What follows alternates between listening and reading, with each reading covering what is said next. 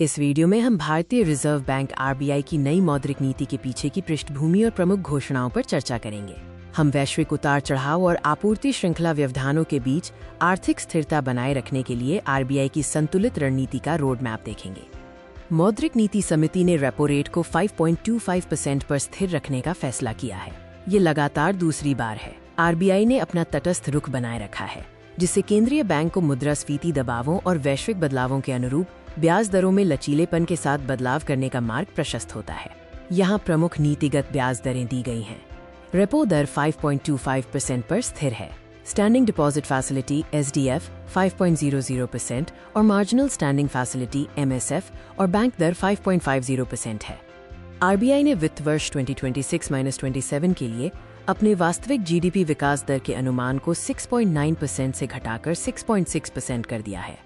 ये कटौती वैश्विक चुनौतियों और कच्चे तेल की कीमतों में भारी उछाल के कारण हुई है। तिमाहीवार जीडीपी विकास अनुमानों में Q1 के लिए 6.6% और Q2 के लिए 6.3% की गिरावट की आशंका है। हालांकि Q4 तक 6.8% की पुनः मजबूती दर्ज होने का अनुमान है। मुद्रास्फीति का परिदृश्य बदल रहा है।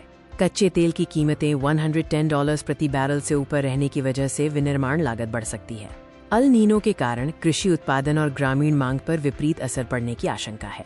आरबीआई ने महंगाई के लक्ष्य को 4.6% से बढ़ाकर 5.1% कर दिया है। पश्चिम एशिया संघर्ष से समुद्री व्यापार मार्गों पर आपूर्ति श्रृंखला ठप हो रही है, जिससे शिपिंग लागत बढ़ गई है। कच्चे माल की कीमतें बढ़ने से इनपुट लागत में वृद्धि हुई है। आरबीआई को आपूर्ति बाधाओं से कीमतों पर पड़ने वाले दोहरे प्रभावों पर पैनी नजर रखने की आवश्यकता है। एनआरआई निवेश में छूट दी गई है, जिससे विदेशी पूंजी प्रवाह में तेजी आएगी। भारत का कुल विदेशी मुद्रा भंडार $682 बिलियन के रिकॉर्ड स्तर पर है। आरबीआई प्राथमिक स्तर पर पॉलीमर आधारित नोटों को पेश करने पर विचार कर रहा है। गवर्नर संजय मल्होत्रा ने मैक्रो इकोनॉमिक स्थिरता को प्राथमिकता बताया है। उनका कहना है कि नीति मुख्य रूप से बाहरी अस्थिरताओं के खिलाफ भारतीय बाजार को लचीला बनाए रखने पर केंद्रित है। ये वीडियो आरबीआई की मौद्रिक नीति के महत्वपूर्ण पहलुओं को सारांशित करता है। अधिक जानकारी के लिए आप आरबीआई की वेबसाइट देख सकते हैं। इस वीडियो में उपयोग की गई छवियों के स्रोत यहाँ दिए गए हैं।